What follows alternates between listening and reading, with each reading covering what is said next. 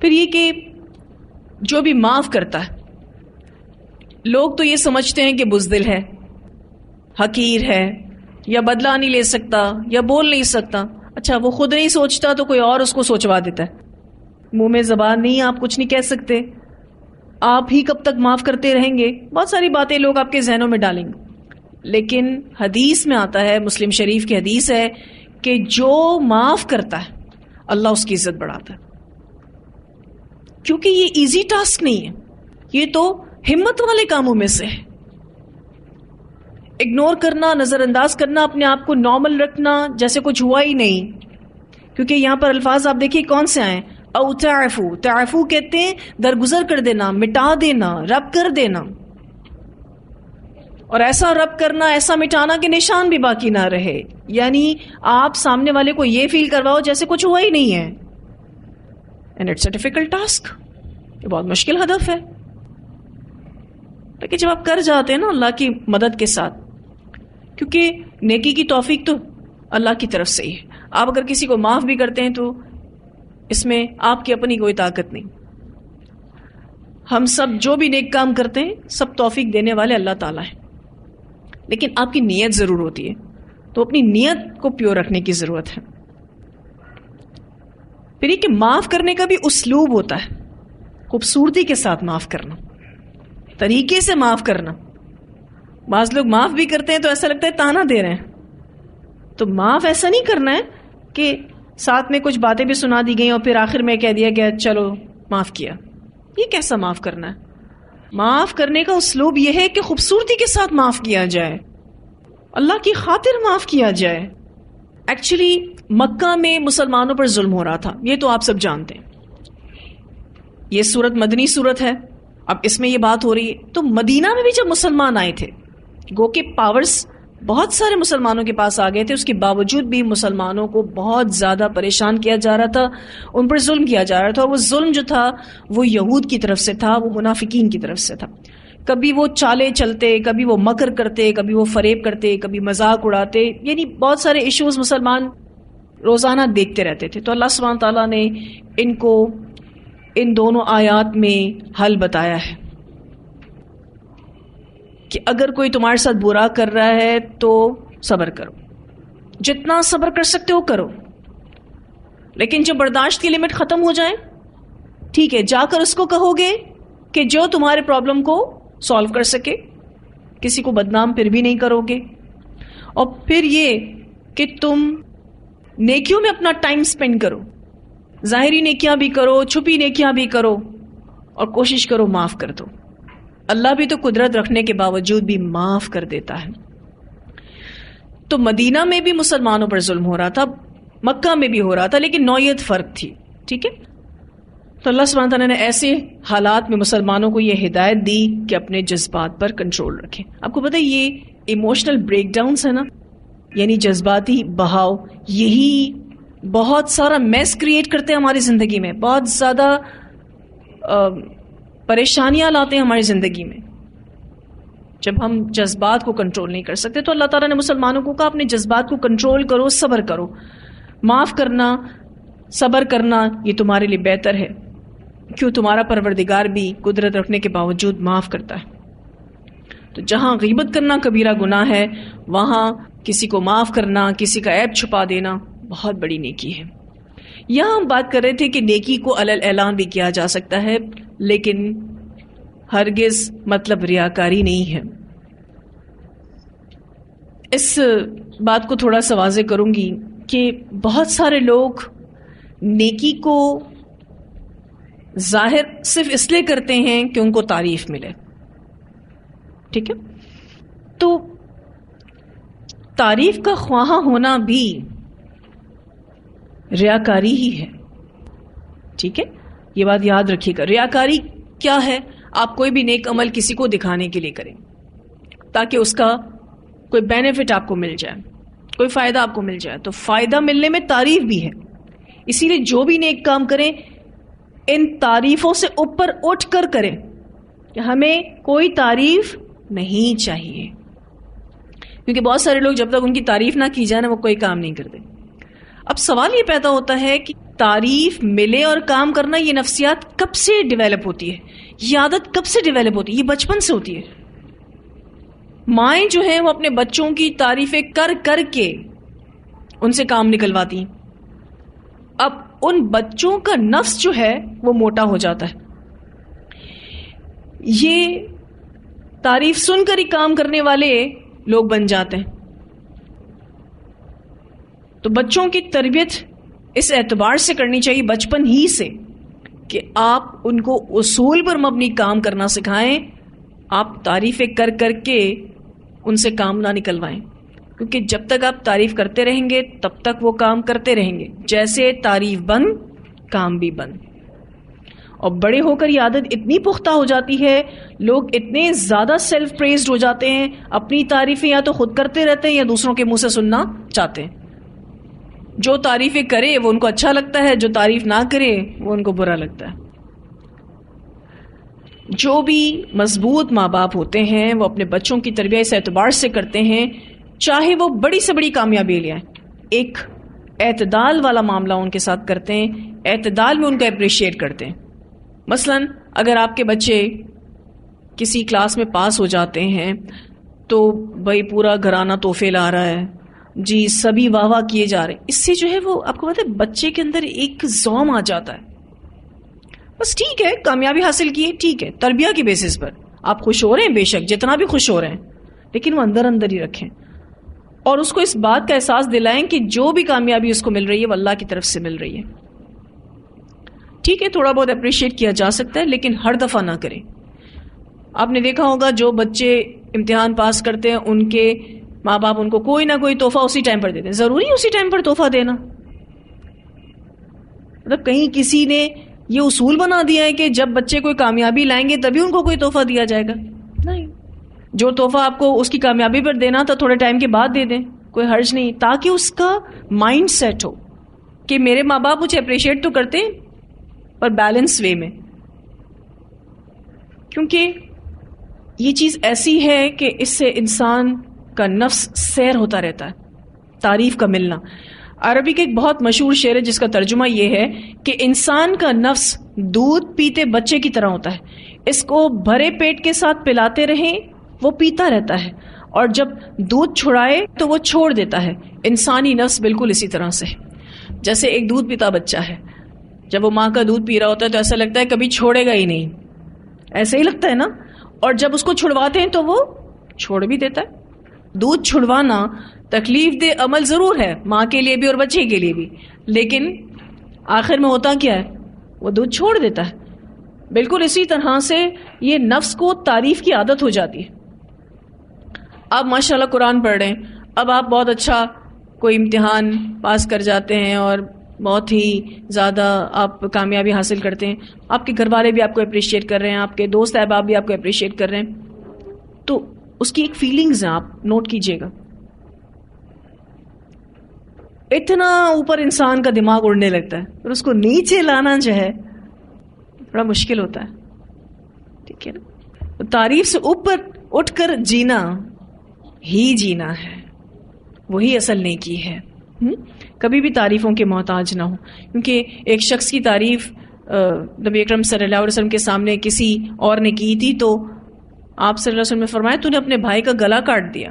اس سے بخاری نے روایت کیا ہے. عمومی طور پر اتنی تعریفیں ملتی ہیں کہ پھر لوگ یہ سمجھتے ہیں اب ہمیں اور مزید آگے بڑھنے کی ضرورت ہی نہیں ہے، ہم تو بہت کچھ کر گئے.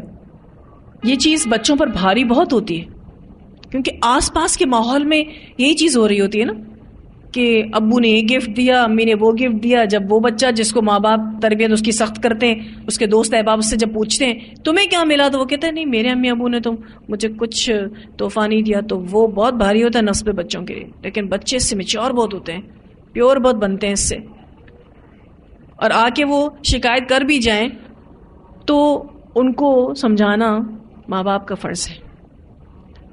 ہم فوراً سے اس کے برعکس ہے میرا بچہ، میں تو اس کو یہ بھی دے دوں، میں یہ بھی دے دوں، میں واری میں صدقے. ہاں تو یہ نہیں کرنا ہے.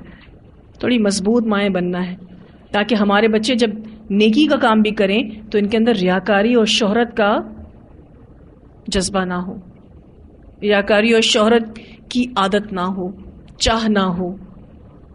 اپنے اللہ کے لیے خود کو خالص کرنا ہے، کبھی تعریف نہ چاہیں، کبھی نہ چاہیں. آپ دیکھیں اتنا آگے بڑھیں گے انشاءاللہ، کبھی کسی کی تنقید آپ کو پیچھے نہیں کرے گی اور کبھی کسی کی تعریف آپ کی سپیڈ نہیں بڑھائے گی. دیکھا آپ نے کبھی کسی کی تعریف کریں اور اس کے کام میں کیسی سپیڈ بڑھتی ہے؟ اٹ مینس وہ کیا چاہ رہا تھا؟ تعریف چاہ رہا تھا.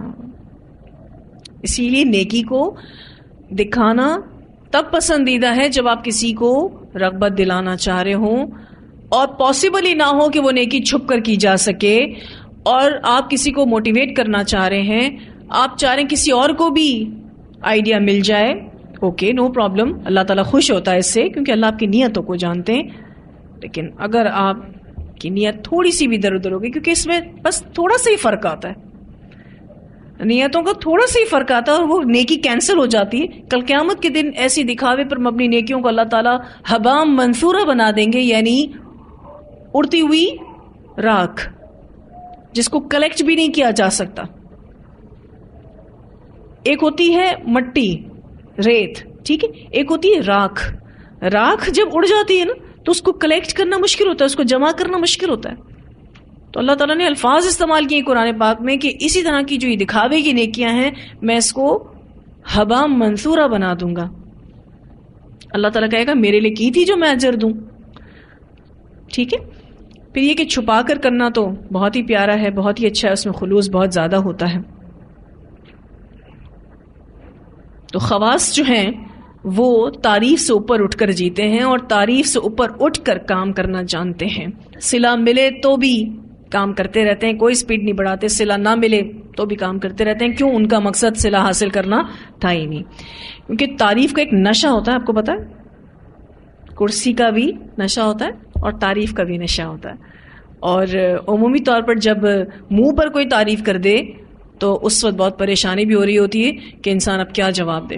تو ایک بہت ہی پیارا جواب جو قرآن پاک سے ہمیں ملتا ہے، وما توفیقی الا باللہ، کہ ہم جو بھی کرتے ہیں وہ اللہ ہی کی توفیق سے. اور انسان کو ایک ریمائنڈر بھی آ جاتا ہے کہ اگر میری کوئی تعریف کر بھی رہا ہے تو میں اس ایبل نہیں ہوں، اللہ نے مجھے اس قابل بنایا ہے.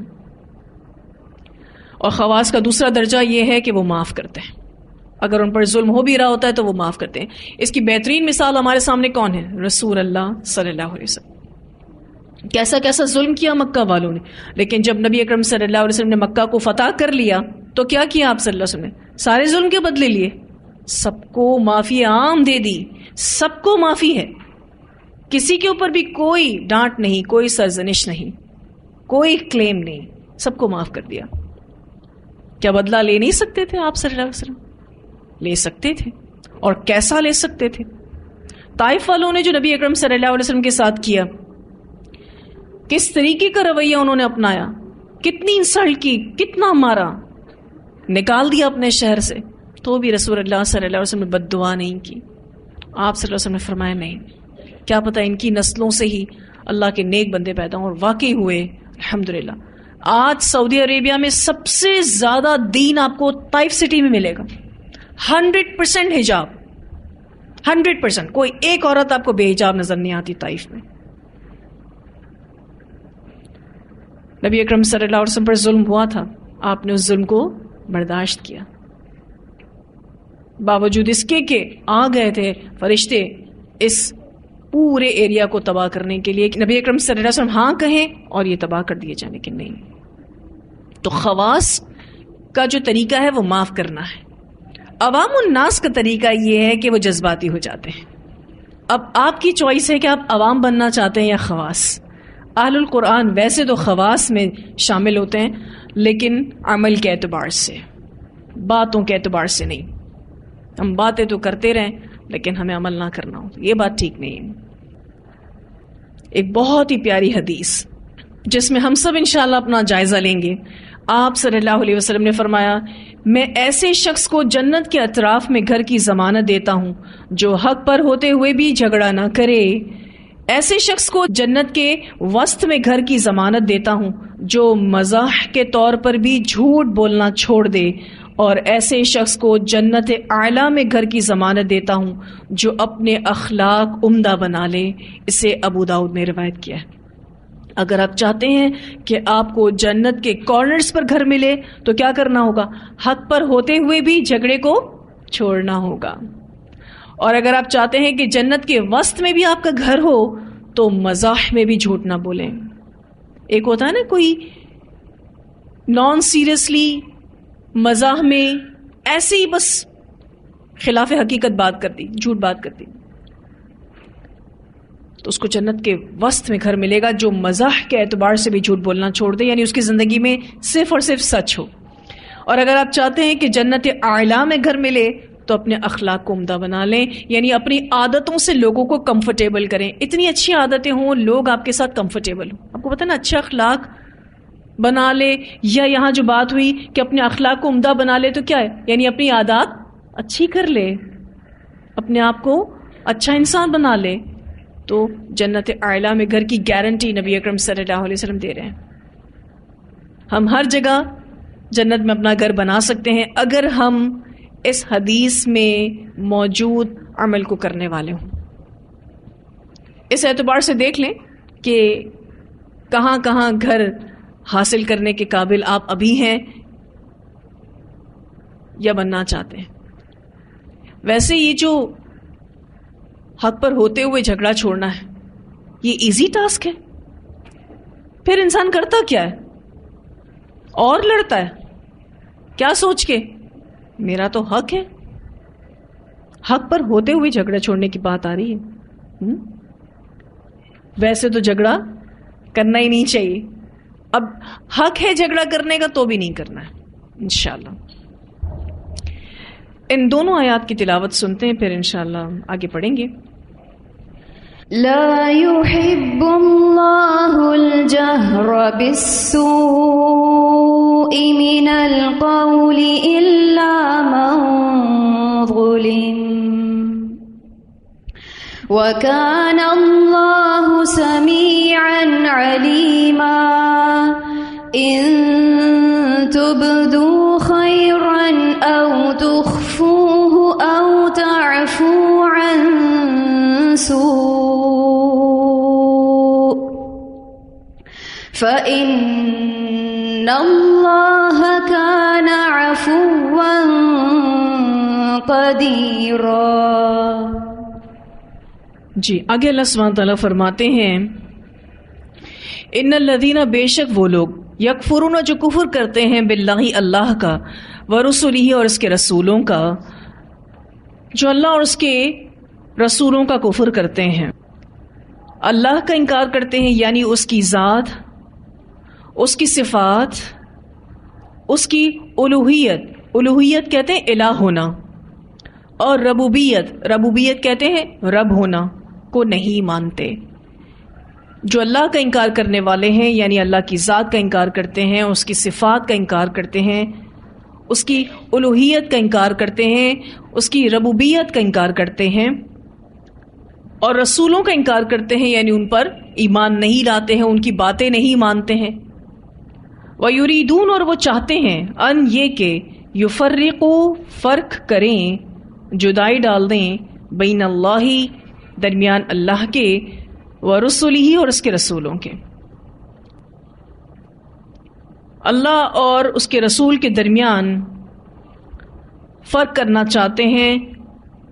اللہ اور اس کے رسول کے درمیان فرق کرنا یہ ہے کہ اللہ کی بات تو مانے، رسول کی بات نہ مانے. تو یہ اللہ اور اس کے رسول کے درمیان فرق کرنا ہے. جیسے آج کو یہ کہے کہ میں قرآن کو تو مانتا ہوں، حدیث کو نہیں مانتا، تو یہ اسی زمرے میں آئے گا وَيُرِيدُونَ أَن يُفَرِّقُوا بَيْنَ اللَّهِ وَرُسُلِهِ. ٹھیک ہے.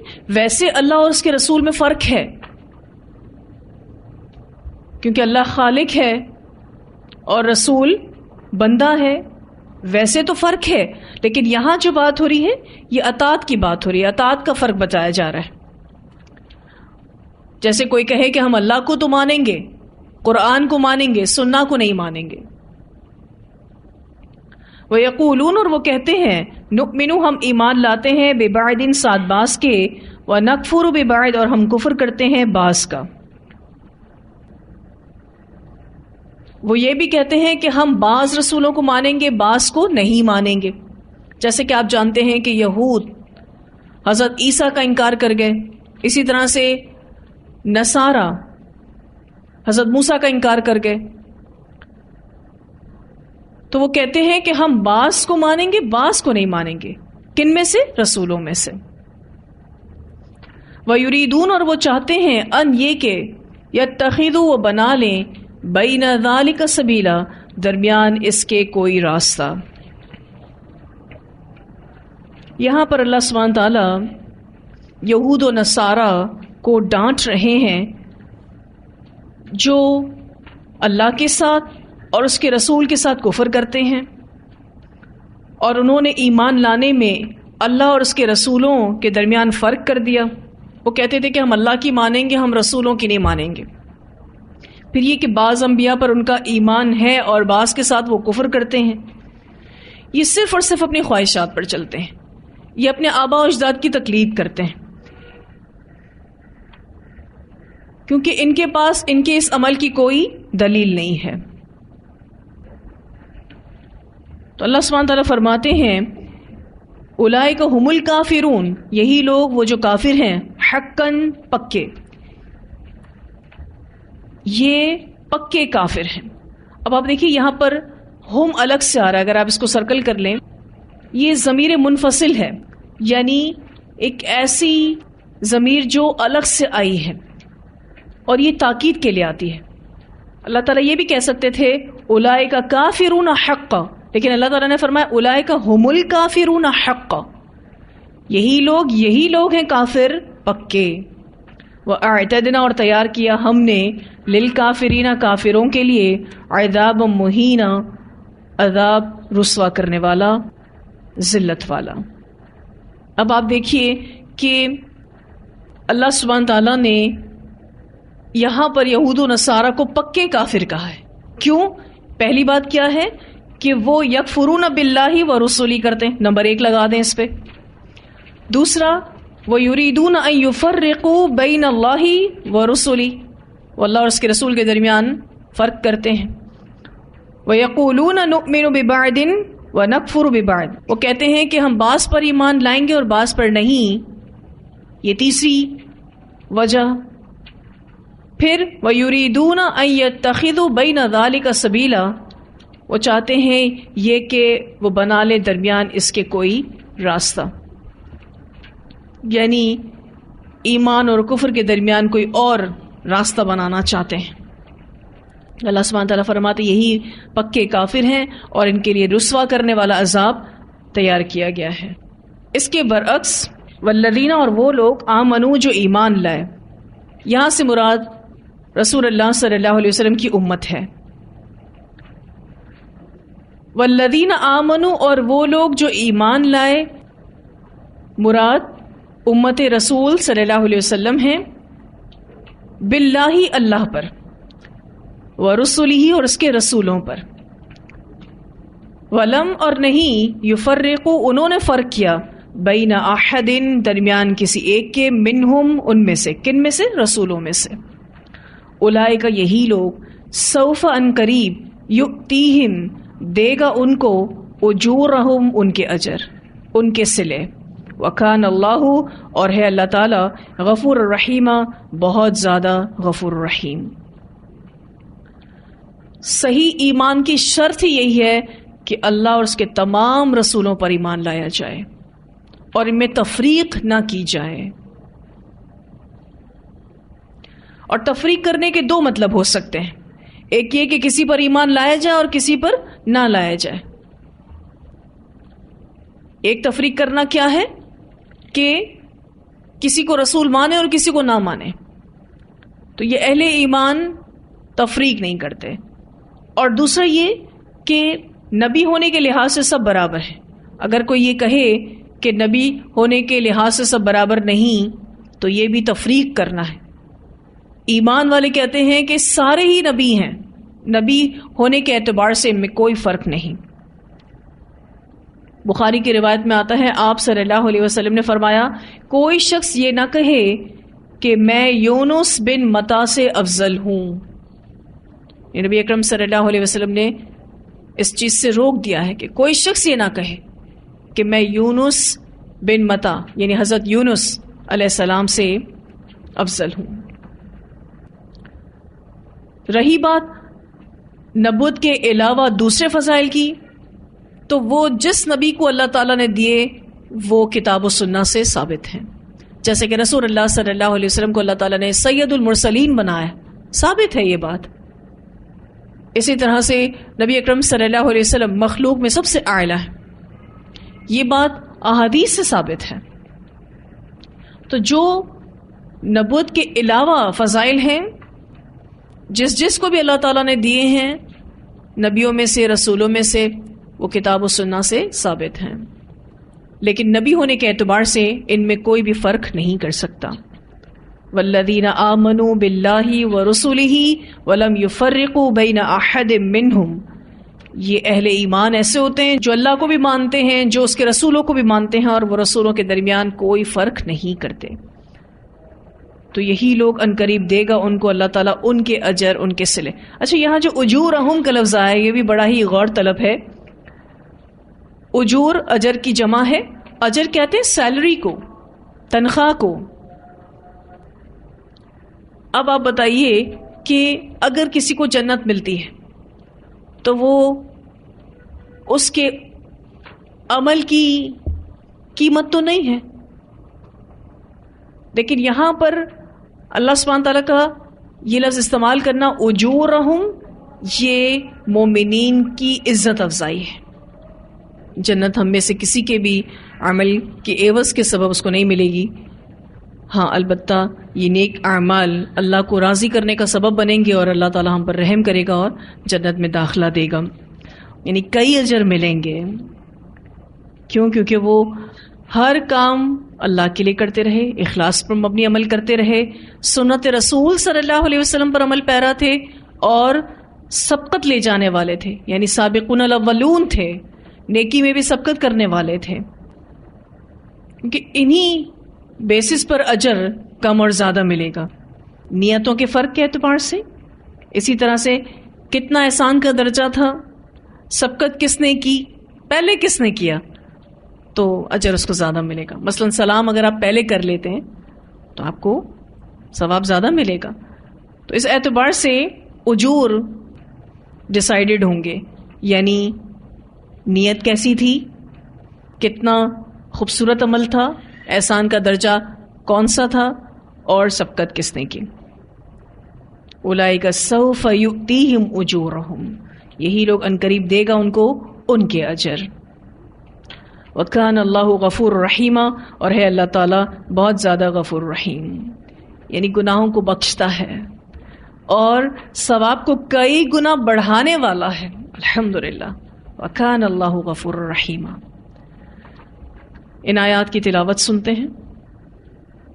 ان الذين يكفرون بالله ورسله ويريدون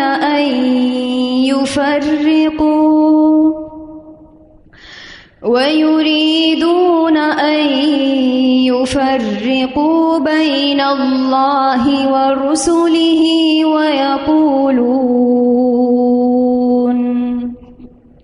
ويقولون نؤمن ببعض ونكفر ببعض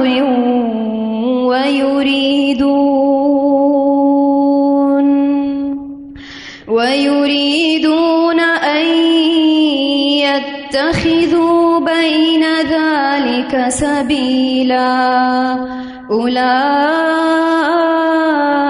هم الكافرون حقا وأعتدنا للكافرين عذابا مهينا والذين آمنوا بالله ورسله ولم يفرقوا بين أحد منهم أولئك سوف يؤتيهم أجورهم وَكَانَ اللَّهُ غَفُورًا رَحِيمًا۔ بہت ہی خوبصورت آیت کے ساتھ اس رکوع کا اختتام ہو رہا ہے۔ اللہ سبحانہ تعالیٰ امت محمد صلی اللہ علیہ وسلم کو ذکر کر رہے ہیں کہ یہ وہ لوگ ہیں جو اللہ کی نازل کردہ کتاب اور ہر اس نبی پر ایمان رکھتے ہیں جسے اللہ نے مبعوث کیا ہے۔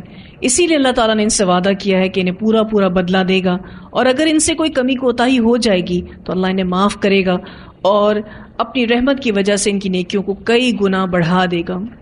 اس بارے میں ایک روایت بھی آتی ہے، نبی اکرم صلی اللہ علیہ وسلم نے فرمایا، جو شخص اس بات کی گواہی دے کہ اللہ کے سوا کوئی معبود نہیں، وہ اکیلا ہے، اس کا کوئی شریک نہیں، اور محمد صلی اللہ علیہ وسلم اس کے بندے اور رسول ہیں، اور عیسیٰ اللہ کے بندے اور اس کے رسول اور اس کا کلمہ ہیں، جو اس نے مریم کی طرف بھیجا تھا، اور اس کی طرف سے ایک روح ہے، اور جنت حق ہے، جہنم حق ہے، تو اللہ تعالیٰ اسے جنت میں داخل کر دے گا خواہ وہ کیسا ہی عمل کرتا ہو۔ اس سے بخاری نے روایت کیا ہے، یعنی جس کا ایمان اتنا مضبوط ہو تو انشاءاللہ وہ جنت میں جائے گا۔ ایک اور روایت میں آتا ہے، نبی اکرم صلی اللہ علیہ وسلم نے فرمایا، 3 شخص ایسے ہیں جن کے لیے 2 گنا ثواب ہے۔ ایک وہ جو اہل کتاب میں سے ہو، اپنے نبی پر ایمان لایا ہو، اور پھر محمد صلی اللہ علیہ وسلم پر بھی ایمان لائے، اس کو دوہرا اجر ملے گا۔ دوسرا وہ مملوک غلام، یعنی غلام شخص جو اللہ کے حق کو اور اپنے مالک کے حق کو ادا کرتا رہے، یعنی جو دنیاوی طور پر مالک ہے اس کا بھی حق ادا کرے، اور جو اللہ ہے اس کا بھی حق ادا کرے۔ تیسرا وہ شخص جس کے پاس اس کی لونڈی ہو، اس نے اسے ادب سکھایا اور اس کی عمدہ تربیت کی، اور اسے اچھی اور اعلیٰ تعلیم دی، اور پھر اسے آزاد کر دیا اور اس سے نکاح کر لیا، بس اس کے لیے 2 گنا ثواب ہے۔ اس سے بخاری نے روایت کیا ہے۔ ایمان لانا نجات کا سبب ہے، جو ایمان لاتا ہے خالص اللہ پر، اس کے لیے جنت ہے انشاءاللہ۔ اللہم اجعلنا منہم، اللہ مجھے، آپ کو، ہماری نسلوں کو ان لوگوں میں شامل فرمائے۔ آج بس تفسیر اتنی ہی رکھیں گے، اس کو انشاءاللہ اگلی کلاس میں مکمل کریں گے۔ وآخر دعوانا الحمدللہ رب العالمین، سبحانک اللہم وبحمدک، نشہد ان لا الہ الا انت، نستغفرک ونتوب الیک۔